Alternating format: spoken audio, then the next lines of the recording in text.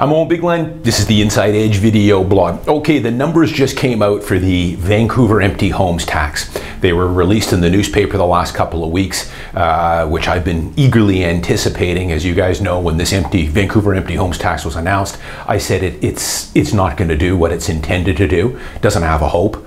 I think these numbers speak for themselves here. So this was in the Globe and Mail, Vancouver Sun. Here were the headlines here in the last couple of weeks. Maybe you guys saw it. In the Globe and Mail, it was Vancouver rakes in $30 million in empty homes tax. And in the Vancouver Sun, it was Vancouver City hauls in $30 million in bold letters. Now, $30 million, when I saw that headline, I thought that doesn't sound like an awful lot of money. $30 million when you consider the size of the Vancouver real estate market. I mean, just to put it into context, we're talking hundreds of billions that is exchanged annually here in the Vancouver Real Estate Board. My office alone, just my office, McDonald Westmar, we're one of 8 offices for McDonald Realty. We did $1 billion in sales, over $1 billion in sales last year. So the $30 million didn't grab me as being an awful lot of money. But even worse, if you actually dug a little bit deeper on the numbers, it's even much worse than that. It turns out that the Vancouver City has not collected $30 million. So far, apparently 99% of the declarations have been filed. So far, 8,500 homes have been assessed with this empty homes tax so far, although they haven't all paid. So far, they've only collected $17 million. $17 million is actually what's in the coffers. And the empty homes tax has been out now for 6 months. Apparently, there's several thousand that are under protest, under review. And those ones that are under review, some of them as well haven't even filed. They've got hundreds and hundreds that just haven't even filed the declaration. Maybe they're not aware, who knows? Eventually they might file. Maybe they're going to be subject to the tax. We don't know. But they've only collected $17 million so far. And if you dig another layer deeper, turns out that it has cost $7.5 million to implement this program, and another $2.5 million annually from this point on to run the program. So you have to take another $10 million off the 17. So that means that Vancouver City so far, Gregor Robertson, has taken in a whopping $7 million. $7 million.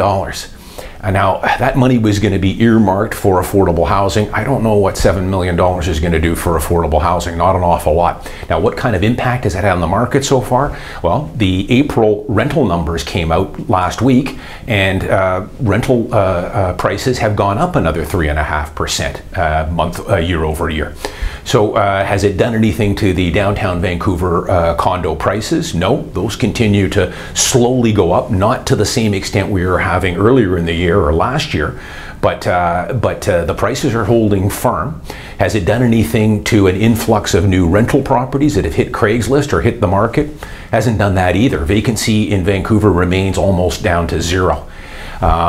So it hasn't had really much of effect at all, which is what I said 8 months ago when this tax was introduced.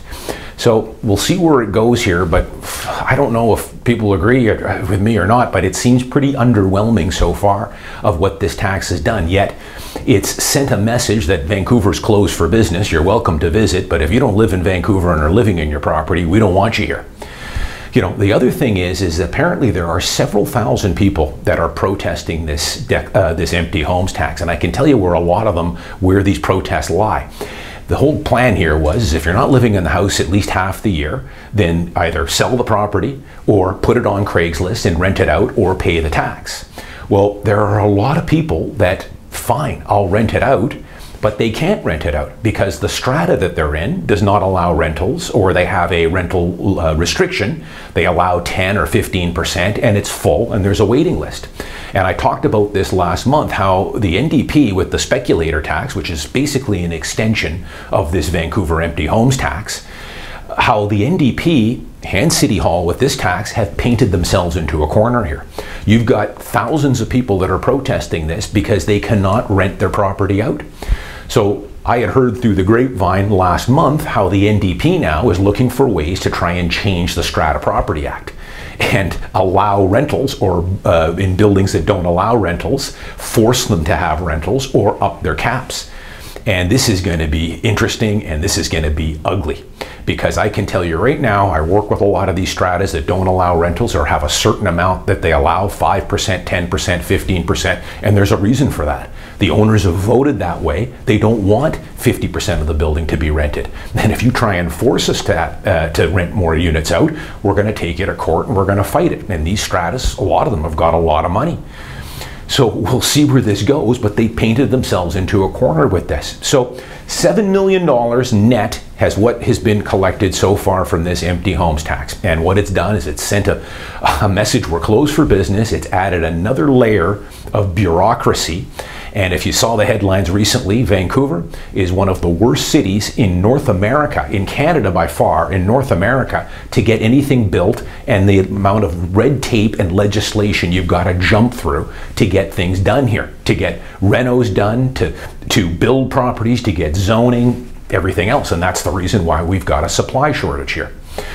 So we'll see where this goes, but not an awful lot of money collected, and let's face it, it has not done what it intended to do, and that was to bring in all this money into the coffers of City Hall to use for affordable housing, and it hasn't done anything for rental supply.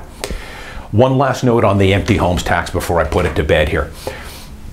Make sure, as I say, it's added another layer to us realtors. That's something we've got to be really careful with, both protecting my clients' interests as well as mine as well. So when the empty homes tax came out, I was given some clauses to use in our contract to purchase and sale. But like everything with my business, I always take it a next step further. I took it to my lawyer. I had him draft me a all-encompassing protective clause that I can use with my buyers. So when you are purchasing a home in Vancouver, condo, detached house, whatever, you better make sure that your realtor is using an empty homes tax clause in the contract, in the offer you're making. If he doesn't or she doesn't, you are exposing yourself to a great deal of risk. A few things here. This empty homes tax, the city has up to 2 years to levy that tax. So you could buy a home, 2 years later, you get a bill in the mail for $9,000. Turns out the previous owner didn't file the declaration. You're on the hook for the tax. This tax runs with the land. It doesn't go with the owner. So you want to make sure that when you're writing a contract, you have a couple of things in there. You want to make sure that the seller represents that the empty homes tax does not apply and the owner has lived in the house for a minimum 180 days, half the year, minimum. You also want to ask or obtain a copy of that empty homes tax declaration, which should be easy. When you file it online, you answer the questions, put your roll number in. 2 or 3 minutes later, they send you back a confirmation email saying you have filed your empty homes tax declaration, and it has a number on there. You want in your offer, you want to see a copy of that declaration to verify it. And you want to do this before you write a subject-free offer and before you remove subjects. Because keep in mind, I had an interesting case here. I wrote an offer on a property in Yaletown a couple of weeks ago. In there, I had my empty homes tax clause. The seller countered back on price and crossed out my empty homes tax clause. And immediately I got on the phone and said, what's the story here? Why did you cross out my clause? Turns out the seller didn't feel comfortable in warranting or guaranteeing that that empty homes tax was applied. I said, does she have a copy of the declaration? He did not have it. So we immediately backed off from the offer. And their explanation was, we can work all this out at time of completion. She'll get the declaration and the lawyers can work it out before completion. Doesn't work that way. Once you remove subjects or write a subject-free offer and you've got an accepted firm deal, the seller is under no obligation after that to provide you with that declaration or cooperate in any way. So you have to get that before you remove subjects or write a subject-free offer. Pretty straightforward. And if someone won't agree to that, they're hiding something. The final thing you want to put in there is the seller will indemnify the buyer that in case something comes back on you a year or 2 years later, the city of Vancouver City Hall assesses that tax a year or two down the road, that it'll be the seller's responsibility. It's indemnifying your buyer.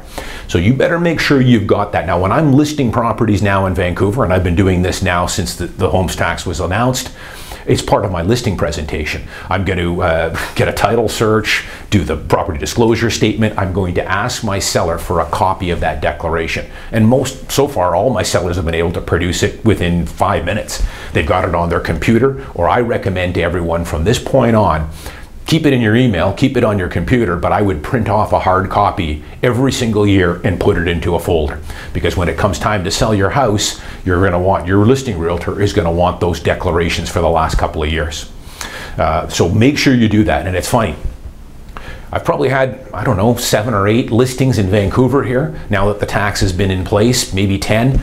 And so I'm getting, in a lot of cases, multiple offers on my properties. I would say only half the realtors that are writing offers on my properties are doing it the right way and have an empty homes tax declaration and are asking for my seller to produce it, which is no problem. As I say, I get it at the time of the listing. It's in my Dropbox documents. But I would say the other half, I'm still getting half my offers that do not have that empty homes tax declaration in their offer, and that is dangerous. You have to have that in there here going forward if you're buying a home in Vancouver. I'm Owen Bigland. As always, thanks for watching. I'll see you next time.